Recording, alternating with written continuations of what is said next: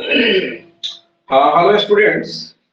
आज के क्लास में मैं लाइन ऑफ एक्शन का जो इक्वेशन होगा, मतलब रिजल्टेंट फोर्स जिस डायरेक्शन में काम करेगा उस लाइन का इक्वेशन क्या है उसके विषय में चर्चा करेंगे, जैसा कि मैंने पिछले क्लास में बता रखा है आप लोगों को।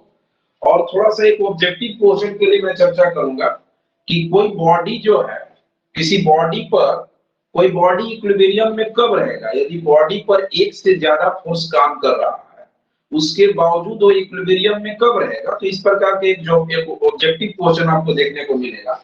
तो पहले मैं इसके विषय में ही चर्चा कर दे रहा हूँ कि कोई बॉडी जो है इक्विलिब्रियम में कब रहेगा यदि बॉडी पर एक से ज्यादा फोर्स एक्ट करेगा।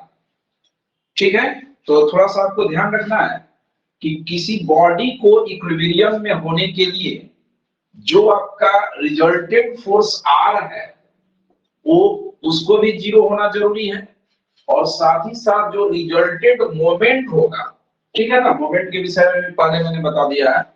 ठीक है, तो कोई बॉडी पर अगर एक से ज्यादा फोर्स एक्ट कर रहा है, मतलब काम कर रहा है, उसके बावजूद वो इक्विलिब्रियम में कब रहेगा, जब उसका रिजल्टेंट फोर्स जीरो हो और साथ ही साथ ये आपका कैपिटल जी जो रिजल्टेंट मोमेंट है वो वो भी जीरो हो। मतलब दोनों एट ए टाइम जीरो होना अनिवार्य है।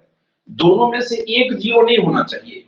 दोनों में से अगर एक जीरो हो जाएगा तो वो दूसरा प्रकार का मैटर एक्ट करेगा। जैसे बाई द वे मान लीजिए कि अगर जी जीरो हो गया तो आर के अकॉर्डिंग काम कर लेगा, और अगर मान लीजिए आर जीरो हो जाएगा तो उसमें मोमेंट आ जाएगा, रोटेशन टाइप का चीज आना शुरू कर देगा। तो इसके लिए आपको करना क्या है कि अगर इक्विलिब्रियम में रहना है, ऐसा नहीं कि कोई बॉडी इक्विलिब्रियम में है वो इस कंडीशन में नहीं है। किसी बॉडी पर अगर बहुत सारे फोर्स एक्ट कर रहा है तो उसमें मोशन आएगा ही आएगा, लेकिन उसके बावजूद जो है वो इक्विलिब्रियम में कैसे रहेगा। इक्विलिब्रियम में तब रहेगा जब कैपिटल आर जीरो हो, मतलब सारे फोर्स का रिजल्टेंट जीरो हो और साथ ही साथ जी जीरो। अच्छा, ठीक है। और जैसा कि आप जानते हैं कि आर जो है वो किस पर डिपेंड कर रहा है जी, आर डिपेंड करता है capital X plus capital Y पर। आप जानते हैं ना, sum of X component sum of Y component. मतलब आर जीरो तभी संभव है जब आपका कैपिटल एक्स जीरो हो कैपिटल वाई जीरो हो। ठीक है, तो थोड़ा सा मैं यहाँ पर इसको लिख दे रहा हूँ। वहां पर ऑब्जेक्टिव क्वेश्चन देखने को मिलेगा कि कोई बॉडी इक्विलिब्रियम में कब रहेगा, तो आपके पास ऐसा दिया हुआ रहेगा आर बराबर जीरो जी बराबर जीरो ऐसा मिला है। दैट मींस कि आंसर आपका करेक्ट होगा।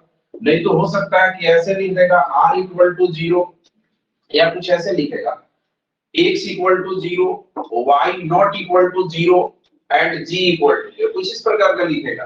तो ध्यान रखना है कि r जीरो तभी संभव है, ये ध्यान रखना है कि r डिपेंड कर रहा है किस पर, x और y पर।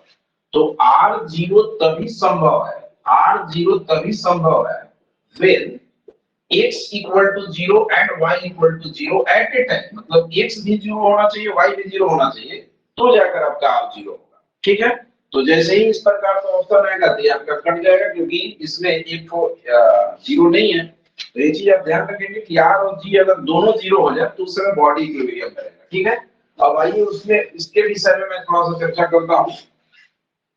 इसको आप देख लीजिए, इसके बाद मैं एक क्वेश्चन करने वाला हूँ। ये क्या चीज है, ये जो आपका रिजल्टेंट फोर्स है उसका इक्वेशन अगर कोई पूछता है लाइन ऑफ एक्शन, मतलब उस डायरेक्शन में उसका इक्वेशन क्या होगा, तो आपको याद रखना है yx minus X Y equal to G. ठीक है ना, जहां पर आप कैपिटल Y के विषय में जानकारी दिया गया है, आपको कैपिटल X के विषय में जानकारी दिया गया है। ये sum of all X components है, capital Y sum of all Y components है, और G का मतलब आप जान रहे हैं कि जितने भी प्रकार का फोर्स है उसके सभी फोर्स के कारण जो मोमेंट है वो एक तरीका से वो चीज G है। तो कभी भी ध्यान रखना है कि लाइन ऑफ एक्शन का इक्वेशन आपसे पूछा जाए तो y इंटू एक्स, एक्स आपका वेरिएबल है ना, इसका कुछ ना कुछ न्यूमेरिकल वैल्यू आ जाएगा। ठीक है, ये आपका वेरिएबल है और एक्स y यहाँ पर आप कर दे इक्वल टू जी, बस ये ध्यान रखें। इस पर एक क्वेश्चन हम करने जा रहे हैं, वो क्वेश्चन आपका एग्जाम के लिए काफी महत्वपूर्ण है। तो आइए उस क्वेश्चन को हम लोग देख लेते हैं।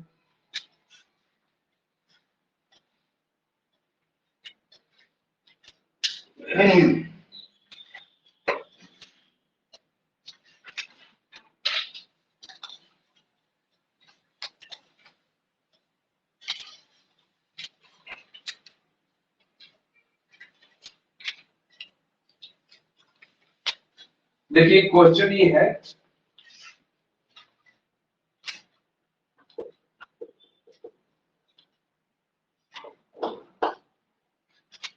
बोला जा रहा है कि forces P Q R,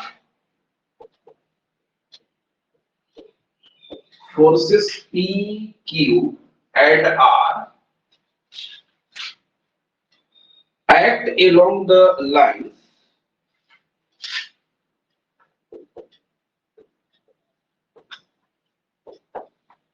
act along the lines x बराबर 0, y बराबर 0, x बराबर 0, y बराबर 0 एंड करके लिखा गया है x cos alpha plus y sin alpha equal to p, ठीक है, equal to p, find the magnitude of resultant, find the magnitude of resultant, find the magnitude of resultant and the equation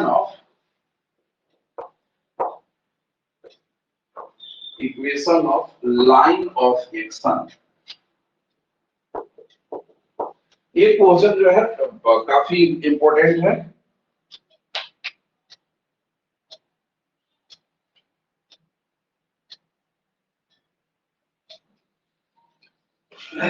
एक बार फिर से disconnect किया जा रहा है रोहित, और वो वीडियो जो है वो डाला जाएगा, ठीक है, बस 1 मिनट में लौट गए।